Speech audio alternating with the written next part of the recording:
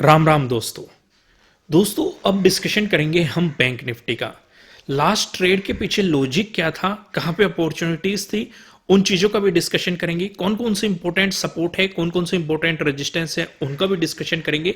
अगर market gap up opening दिखाता है या फिर गैप डाउन ओपनिंग दिखाता है, उन चीजों का भी डिस्कशन करेंगे, क्योंकि बहुत बेहतरीन एक यहाँ पे पैटर्न का फॉर्मेशन हो रहा है। इस चीज का भी हम यहाँ पे डिस्कशन करेंगे। और सिर्फ इतना ही नहीं, 15 मिनट के टाइम फ्रेम पे भी एक पैटर्न का फॉर्मेशन हो रहा था। यहाँ पे आप देखेंगे काइंड ऑफ इस तरह का। ये तो वन डे का टाइम फ्रेम है, मैं 15 मिनट के टाइम फ्रेम पे भी आपको ले जाके दिखाऊंगा। लेकिन जैसे कि वीक एंड हो चुका है, तो वीक एंड पे एक डिस्कशन करना बनता है कि पूरे वीक के दौरान किस तरह की सिचुएशन को आपने मार्केट में फेस किया है या किस तरह की सिचुएशन आपको मार्केट में देखने को मिली है। उन सारी चीजों का हम यहां पे डिटेल में डिस्कशन करते हैं। सिनेरियो समझते हैं, वन वीक पे हुआ क्या है।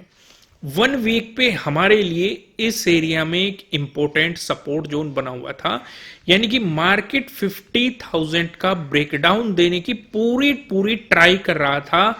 यहां पे भी की थी, यहां पे भी की थी, लेकिन ब्रेकडाउन नहीं दे पाया था। लेकिन लास्ट वीक पे मार्केट ने इसका ब्रेकडाउन दिया। इस वीक मार्केट इसे रीटेस्ट करने भी आया, यानी कि अब हमारे पास एक नया लो है। ठीक है, पहली चीज। दूसरी चीज हमें क्या दिखाई दे रही है, अब मार्केट ने अगर एक नया लो बना दिया है, जैसे कि अगर मार्केट एक अप ट्रेंड में था, higher high, higher low, higher high, higher low, higher high. अब मार्केट ने पिछले हायर हाई का ब्रेकडाउन देके एक लो बना दिया है। सिर्फ इसी बेस पे नेगेटिव साइड काम नहीं किया जा सकता, क्योंकि मार्केट अगर लोअर हाई और लोअर लो के फॉर्मेशन में जाना चाहता है, तो मार्केट को हमें एक लोअर हाई भी देना पड़ेगा और फिर नया लोअर लो बनाना पड़ेगा। तो उस हिसाब से अगर मार्केट एक बाउंस मारे और इस जोन को रिटेस्ट करे, यानी कि 50,000 को, ये मैं क्यों डिस्कशन कर रहा हूं, क्योंकि अगर पॉजिटिव मोमेंटम आ गया, फिर से ध्यान से समझो, अगर पॉजिटिव मोमेंटम आ गया तो हमारी पूरी नजर 50,000 पे रहेगी, क्योंकि पहले ये एक इंपॉर्टेंट सपोर्ट था, ब्रेकडाउन मिला है, तो अब ये इंपॉर्टेंट रेजिस्टेंस के रूप में एक्ट कर सकता है और एज ए लोअर हाई का भी हमारे लिए एक रोल प्ले एक्ट कर सकता है। अगर मार्केट एक लोअर हाई बनाता है 50,000 से नीचे या 50,000 पे या थोड़ा बहुत ऊपर, तो हमारे लिए वो लोअर हाई एक्ट करेगा, लेकिन मार्केट को फिर वापस आके एक नया लोअर लो बनाना पड़ेगा। लेकिन दूसरा केस भी डिस्कस कर लेते हैं। अगर मार्केट 50,000 से ऊपर चला जाता है और जो पिछला हायर हाई था, यानी कि इस एरिया में मार्केट ने जो हायर हाई बनाया हुआ है 54,000 के आसपास में, इसका ब्रेकआउट दे देता है, तो इसका मतलब ये एक फेलियर, आप एज ए फेलियर इसे कंसिडर करेंगे और फिर से market higher high higher low की फॉर्मेशन में जाता हुआ दिख जाएगा। यानी कि कुल मिला के अगर हम इस डिस्कशन को एक समराइज करने की कोशिश करें, एक कंक्लूजन पे पहुंचने की कोशिश करें, तो हमारे लिए सबसे ज्यादा इंपॉर्टेंट चीज है 50,000 जो रिसेंटली जोन है, अगर पॉजिटिव मोमेंटम आता है। लेकिन ऐसा जरूरी तो नहीं है कि पॉजिटिव मोमेंटम आए। अगर मार्केट यहां से ही लो को कंसीडर करके एक नए लोअर लो की और फॉर्मेशन में जाना चाहता है, तो फिलहाल मार्केट जिस जोन पे खड़ा है, अगर हम यहां पे प्राइस एक्शन देखें, तो यहां पे पहले एक इंपॉर्टेंट क्या था, रेजिस्टेंस जोन। ब्रेकआउट देके मार्केट इस पे क्या एक्ट कर रहा है, अभी एक सपोर्ट जोन के रूप में एक्ट कर रहा है। तो उस सिचुएशन के हिसाब से हमारे लिए जो नया प्राइस एक्शन के अकॉर्डिंग सपोर्ट जोन निकल के आता है, ये 46,000 के अराउंड है। यहां पे भी पहले एक स्विंग बना हुआ था, रेजिस्टेंस था, ब्रेकआउट मिला तो इसने एज ए सपोर्ट के रूप में एक्ट करा। और जिस दिन ये बड़ी सेलिंग आई थी, इलेक्शन का दिन आपको याद होगा, इलेक्शन के रिजल्ट से पहले, तो इसने भी इसी एरिया में एक सपोर्ट लिया था, या फिर आप यहीं से कह सकते हैं यहीं से मार्केट में एक डिमांड आई थी। और मैं आपको हमेशा कहता हूं कि सप्लाई जोन और डिमांड जोन को हमेशा मार्क करके रखो। अगर आप नहीं जानते सप्लाई और डिमांड जोन क्या होता है, कैसे काम करते हैं, तो इस पर मैंने डिटेल में वीडियो प्रोवाइड किया हुआ है, चैनल पे मिल जाएगी, फ्री ऑफ कॉस्ट आप जाके देख सकते हैं उसे, और डिटेल में सप्लाई जोन और डिमांड जोन को समझ के चल सकते हैं आगे। यहां तक सिचुएशन क्लियर है कि नहीं। देखो, कोई भी कंफ्यूजन हुआ करे, आपको उसे डिस्कस करना चाहिए, कमेंट करना चाहिए, क्योंकि अगर ज़्यादा लोगों की समस्या होगी तो हम उसे नेक्स्ट वीडियो में इंक्लूड करने की कोशिश करेंगे, या फिर ज़्यादा ही बड़ी समस्या होगी तो हम उस पर अलग से आपको एक वीडियो प्रोवाइड कराने की पूरी ट्राई करेंगे। तो 1 वीक के टाइम फ्रेम पे हमें सिचुएशन समझ में आ गई। पॉजिटिव सिनेरियो में हमें नजर रखनी है 50,000 पे, नेगेटिव सिनेरियो में एक इंपॉर्टेंट सपोर्ट जोन निकल के आ रहा है 46,000, लेकिन इससे पहले भी सपोर्ट रेजिस्टेंस होंगे। आइए इनका डिस्कशन हम चल के करते हैं 1 डे के टाइम फ्रेम पे। लेकिन 1 डे के टाइम फ्रेम पे डिस्कशन करने से पहले मैं आपको लॉजिक एक्सप्लेन कर देता हूं कि लास्ट ट्रेड के पीछे क्या लॉजिक था। मार्केट ने आपको एक बहुत बड़ी गैप डाउन ओपनिंग दी। हालांकि इस गैप डाउन ओपनिंग के दौरान मार्केट ने आपको प्रीवियस डे लो का ब्रेकडाउन दिया है, साथ के साथ राउंड लेवल 49,000 का भी ब्रेकडाउन दिया हुआ है।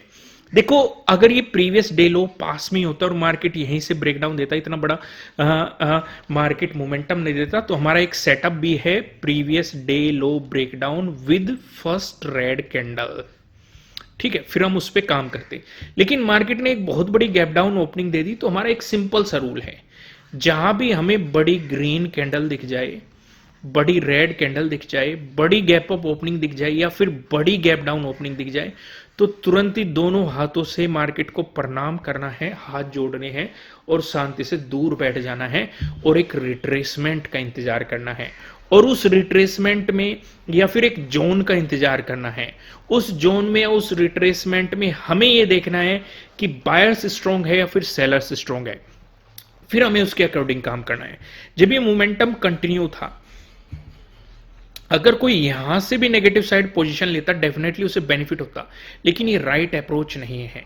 क्योंकि मैं आपको हमेशा कहता हूं कि आपकी ट्रेड के पीछे एक लॉजिक होना चाहिए, एक सेटअप होना चाहिए।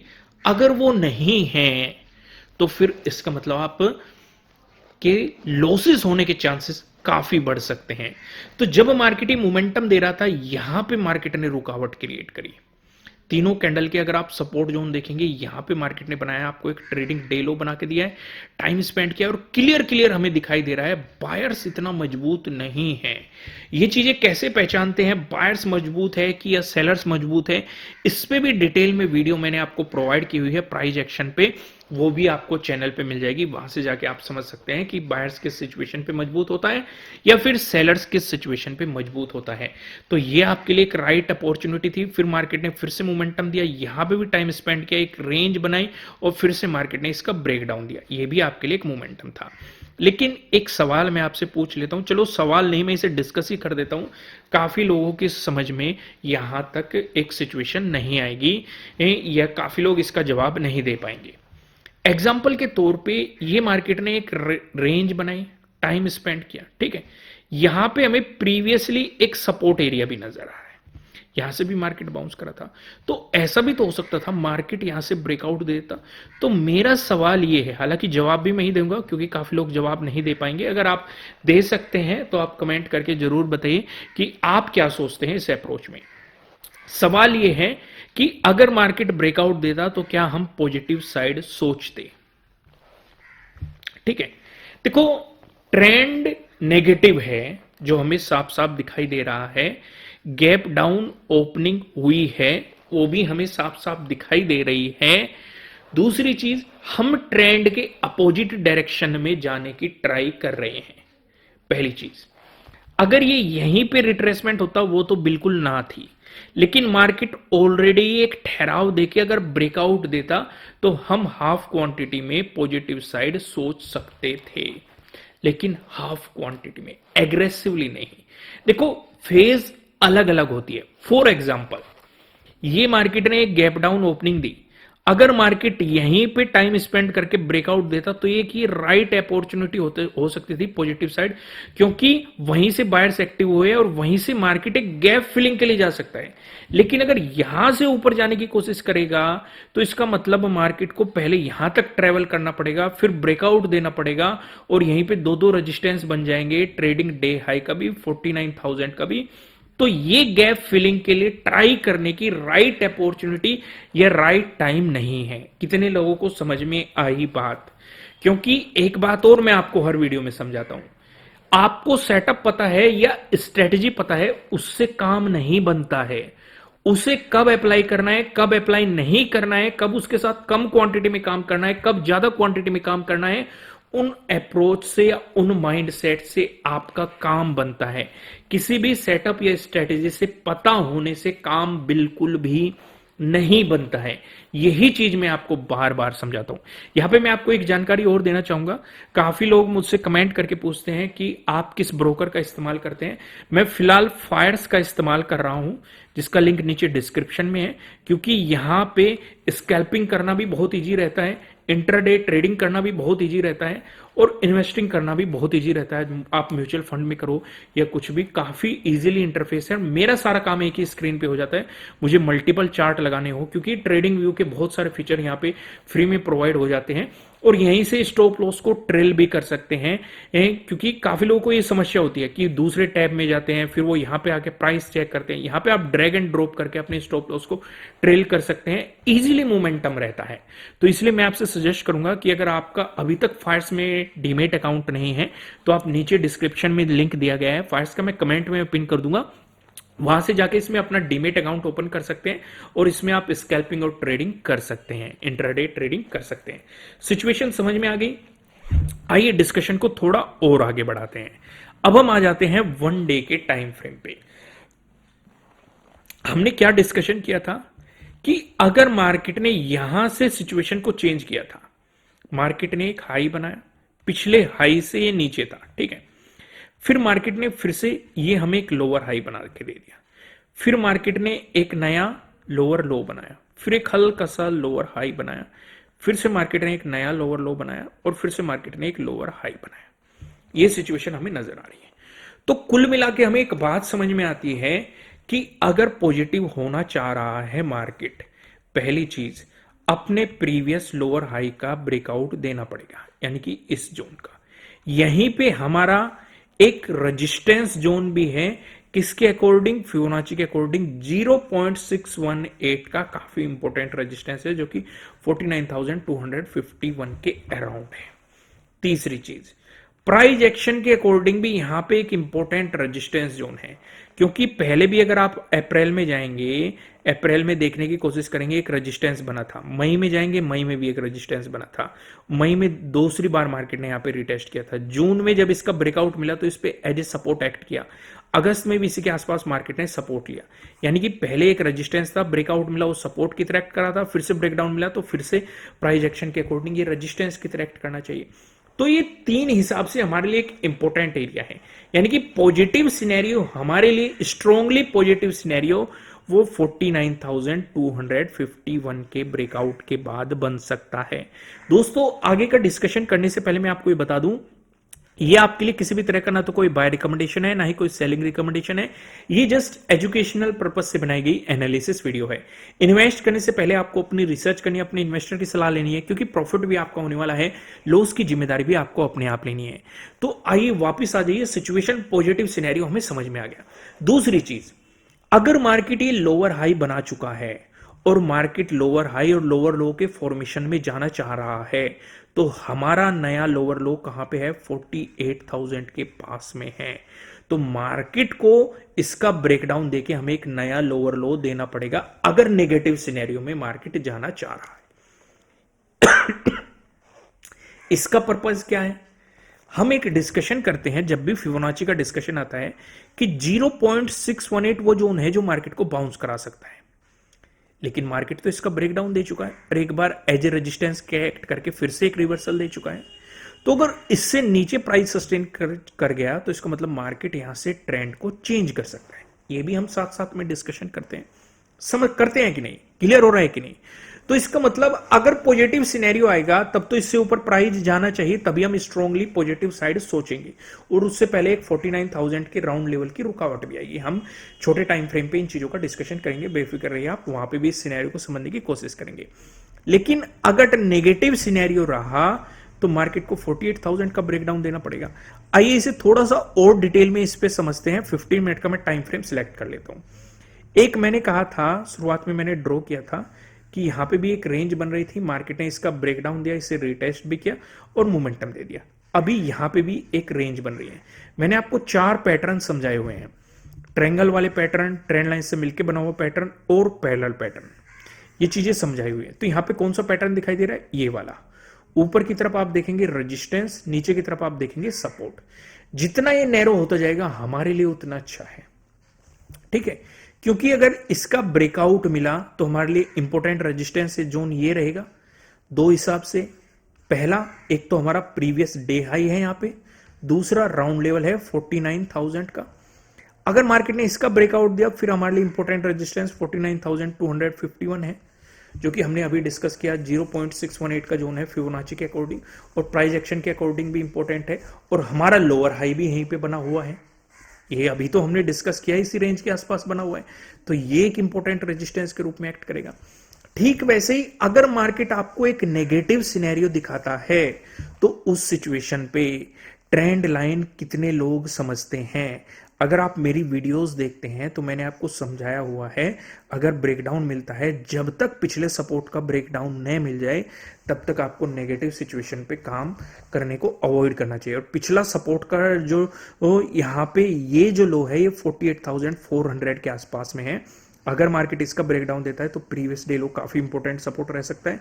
इसका ब्रेकडाउन मिला जो ये 13 का डे लो है, और यहीं पे आपका एक राउंड लेवल भी है 48,000 का, ये आपके लिए एक इंपॉर्टेंट सपोर्ट एरिया बनने की पॉसिबिलिटी हो सकती है। सिनेरियो समझ में आ रहा है ना सब लोगों की?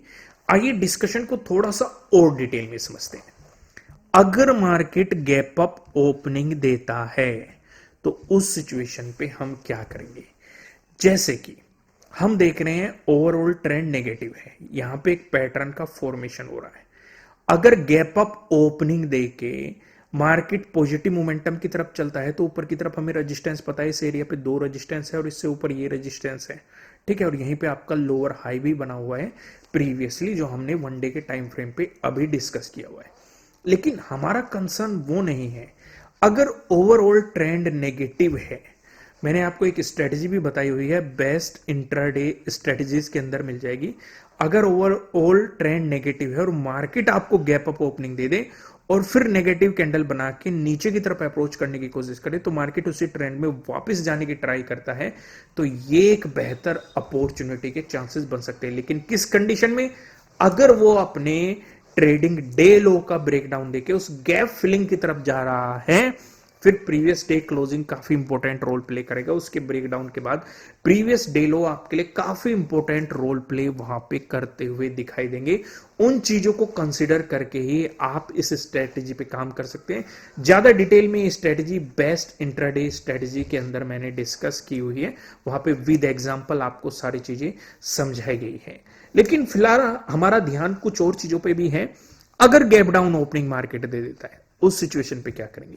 तो उस सिचुएशन पे जो ये ट्रेंड लाइन है, ट्रेंड लाइन का जो ये सपोर्ट जोन है, हमारा पूरा फोकस इसी पे हो जाएगा।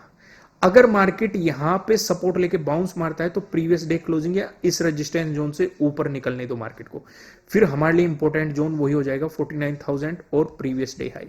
लेकिन अगर मार्केट यहां से रेजिस्टेंस लेके नीचे की तरफ चलता है तो ट्रेडिंग डे लो का ब्रेकडाउन होने दो, तभी आपको उन सिचुएशन पे काम करना चाहिए। दोस्तों, मैं आपको लास्ट में फिर से याद दिलाना चाहता हूं, अगर जिस ब्रोकर के साथ मैं ट्रेडिंग करता हूं, अगर आप भी उस ब्रोकर के साथ ट्रेडिंग करना चाहते हैं तो नीचे डिस्क्रिप्शन में फायर्स का लिंक दिया गया है, कमेंट में पिन कर दूंगा। आप जाके अपना डीमेट अकाउंट ओपन करा सकते हैं। स्कैल्पिंग करना बहुत ईजी है, स्टॉप लॉस को, टारगेट को ट्रेल करना भी बहुत ईजी है, जहां पे आप मोमेंटम को पकड़ सकते हैं।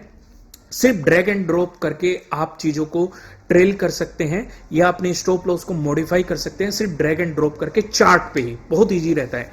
नीचे डिस्क्रिप्शन में लिंक है। फिलहाल वीडियो को लाइक कीजिए, कमेंट कीजिए, नए हो सब्सक्राइब कीजिए और बेल आइकन प्रेस कीजिए, जिससे आपको आने वाली वीडियोस के नोटिफिकेशन मिल सकेंगे। फिलहाल इस वीडियो में इतना ही, फिर मिलते हैं किसी नेक्स्ट वीडियो में, तब तक के लिए राम राम।